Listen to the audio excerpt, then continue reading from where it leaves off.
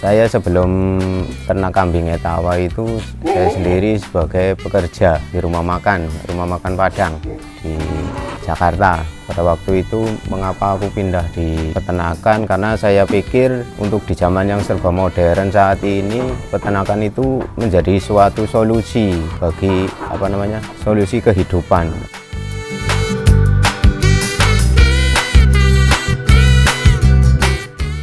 Karena memang untuk bahasa ternak itu dari dahulu memang sudah banyak lah bahasanya, orang-orang desa itu memelihara kambing. Tapi mengapa di pedesaan itu kambing itu tidak bisa berkembang? Karena kalau saya amati atau saya analisa, karena peternakan itu tidak disertai dengan ilmu.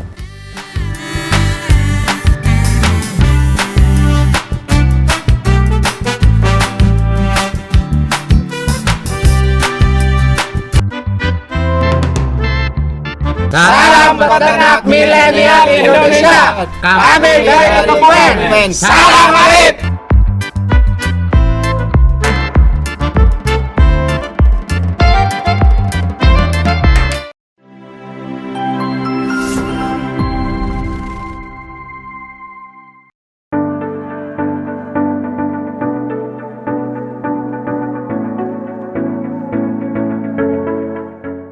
Assalamualaikum warahmatullahi wabarakatuh. Perkenalkan, nama saya Nur Wahid sebagai owner Sinar Etawa yang beralamat di Desa Soka, Kecamatan Ponsowarno, Kabupaten Kebumen.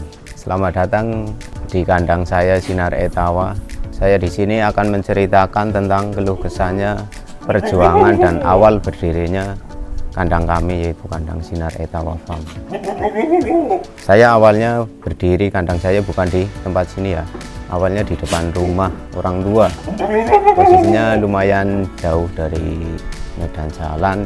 Mengapa di situ kita pindah di sini? Karena di situ untuk peternakan itu kayaknya jalannya susah. Itu alasan saya mengapa saya pindah. Saya sebelum ternak kambing etawa itu saya sendiri sebagai pekerja di rumah makan Padang di Jakarta. Pada waktu itu mengapa aku pindah di peternakan, karena saya pikir untuk di zaman yang serba modern saat ini peternakan itu menjadi suatu solusi bagi solusi kehidupan. Karena memang untuk bahasa ternak itu dari dahulu memang sudah banyak lah bahasanya, orang-orang desa itu memelihara kambing. Tapi mengapa di pedesaan itu kambing itu tidak bisa berkembang? Karena kalau saya amati atau saya analisa, karena peternakan itu tidak disertai dengan ilmu. Makanya untuk zaman-zaman saat ini, karena zamannya sudah modern, ternak itu juga harus dengan ilmu.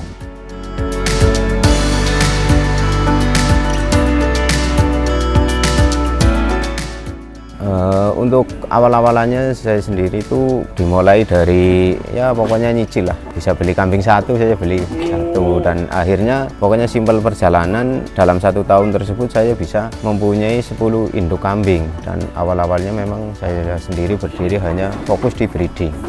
Karena akhirnya saya bisa dipercaya oleh lingkungan, dan di situ akhirnya saya memberikan suatu motivasi terhadap lingkungan, dan akhirnya di Desa Soka itu banyak orang-orang yang mengikuti dalam beternak. Karena dahulunya itu anak-anak muda itu tidak meminat dalam usaha ternak. Setelah saya berikan motivasi dan saya berikan arahan-arahan, dan akhirnya banyaklah di Desa Soka ini yang terjun di bidang peternakan, khususnya di kambing etawa. Bahkan untuk saat ini bisa dikatakan meluas di Kabupaten Kebumen. Perjalanan Sinar Etawa saat ini sebagai fokusnya sebetulnya di breeding sih, dan sambil jual beli kaitannya untuk para yang ikut serta rata-rata itu ngambilnya di tempat sini. Nah, di situ akhirnya Sinar Etawa sebagai induk dalam peternakan di Kabupaten Kebumen. Untuk maskot di Sinar Etawa saat ini ada Lorenzo Artomoro. Lorenzo itu silsilahnya adalah anak Lamuseto. Untuk Artomoro sendiri silsilahnya adalah anak Oscar, dan juga ada anak JS juga untuk maskot di Sinar Etawa. Mengapa saya di Sinar Etawa itu memutuskan untuk susah payah membeli pejantan Ya bisa dikatakan untuk saya sendiri itu mahal, karena dalam prinsip saya itu ternak di zaman modern itu bagaimana caranya, tujuan saya sederhana lah, awalnya intinya untuk memperbaiki genetik kambing yang ada di Kabupaten Kebumen. Makanya kita memutuskan untuk membeli pejantan yang silsilahnya bagus lah, dan itu untuk layak untuk breeding. Untuk cara memilih pejantan itu ya bisa dilihat dari tulangnya, yang tulangnya besar, karena untuk yang di kambing Etawa itu kupingnya yang bagus, pasungnya yang bagus, postur tubuhnya yang besar. Ya untuk kupingnya yang panjang, lebar, rapih, ngelempitnya rapih. Untuk pasungnya yang lohan lah, seperti ikan lohan itu. Untuk tulangan yang besar. Untuk bulu, ya pokoknya bulunya yang agak panjang, karena di kambing Etawa kan nggak memungkiri lah, kambing Etawa itu ada rumus seninya juga. Jadi untuk bulunya yang lebat, cuman bulunya halus. Jadi aku pikir begini, untuk kaitan, nah untuk bahasa ternak di kambing kan bahasanya kambing itu pakainya hijauan. Selama ini kalau hijauan hanya tercecer di itu kan nggak ada artinya, tapi kalau kita dimanfaatkan itu hijauan diberikan sama kambing kan akhirnya bahwa limbah itu akan menjadi bernilai, karena setelah diberikan nama kambing, kambingnya gemuk, otomatis dijual juga mahal, yang tadinya hanya tercecer sia-sia. Untuk pakan di Sinar Etawa sendiri saya memakai 3 program. Yang pertama adalah hijauan, empan segar, ramban, cacah, berikan. Terus yang kedua dengan sistem silase, apabila ada ramban yang banyak diberikan pada hari itu nggak habis, otomatis kita simpan untuk menanggulangi nantinya di musim hujan atau pas kita nggak ramban kan masih ada empan simpan. Yang ketiga dengan sistem empan hai, empan kering. Empan keringnya di Sinar Etawa itu memakai kulit kacang hijau. Sebetulnya untuk dari 3 jenis tersebut aku pikir semuanya menguntungkan, karena semua itu limbah semuanya. Ibaratnya kalau kacang hijau nggak diberikan nama kambing juga nggak ada artinya kulitnya. Kalau untuk di Indonesia kan otomatis, karena secara teorinya Indonesia hanya mempunyai 2 musim. Katakanlah ibaratnya tongkat aja ditancap menjadi tanaman. Dan kesimpulannya ya pokoknya untuk pakan ternak itu mudah. Mengapa di kandang Sinar Etawa itu tidak bau? Karena untuk usaha di zaman modern memang ya nggak memungkiri harus kandang itu dibikin sesuai dengan rapi. Terus untuk kandang yang tidak bau ya kuncinya yang penting bawah itu jangan sampai dicor agar amoniak itu tidak ngendap langsung. Kalau amoniak kena tanah itu nggak bau. Kandang itu dibikin desain yang rapi, bersih.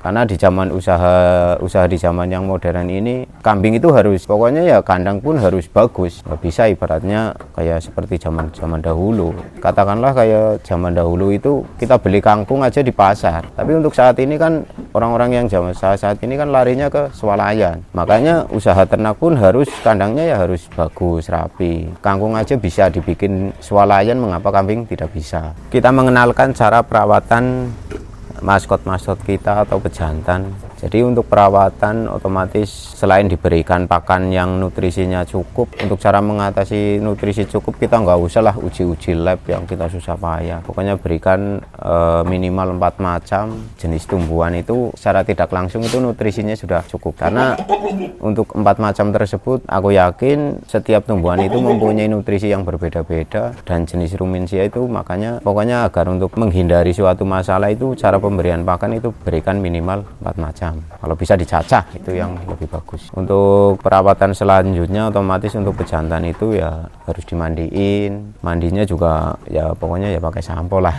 Untuk sini pakai samponya Pombia sampo.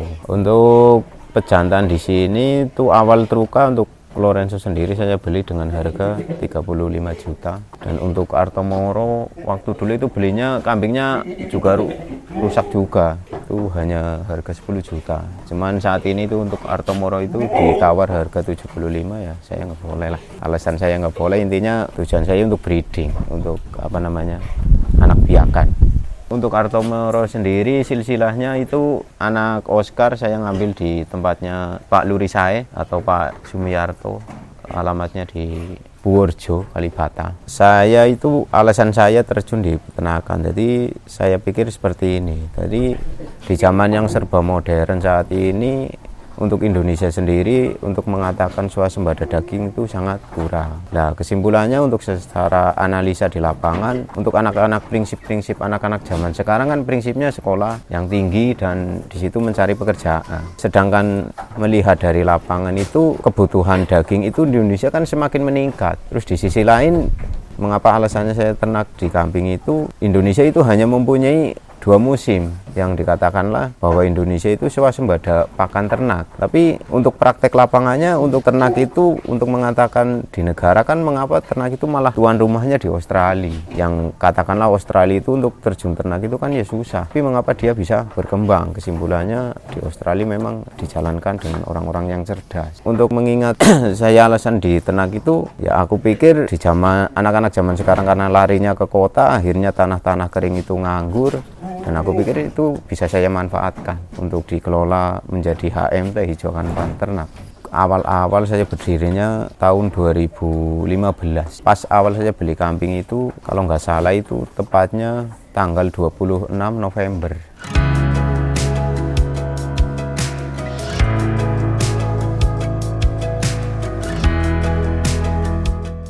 Untuk mengaitkan status saya memang masih sendiri atau belum menikah, karena mungkin dalam bahasa-bahasa geguyon dalam ternak kan, karena sangat asiknya usaha kambing hingga lupa ibaratnya statusnya kita sendiri sebagai masih anak muda yang seharusnya kesana kesini mencari cewek, akhirnya malah kesana sini mencarinya kambing.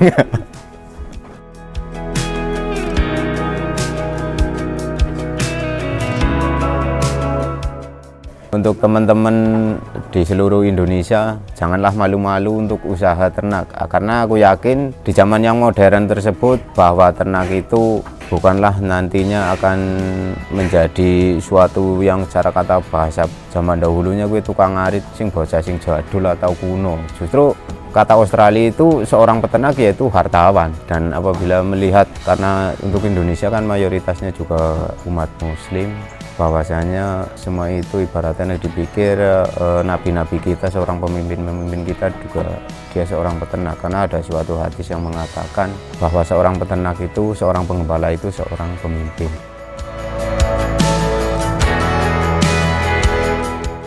Salam ternak untuk Indonesia, salam ngarit, salam semangat dan kompak, maju Indonesia. Assalamualaikum warahmatullahi wabarakatuh.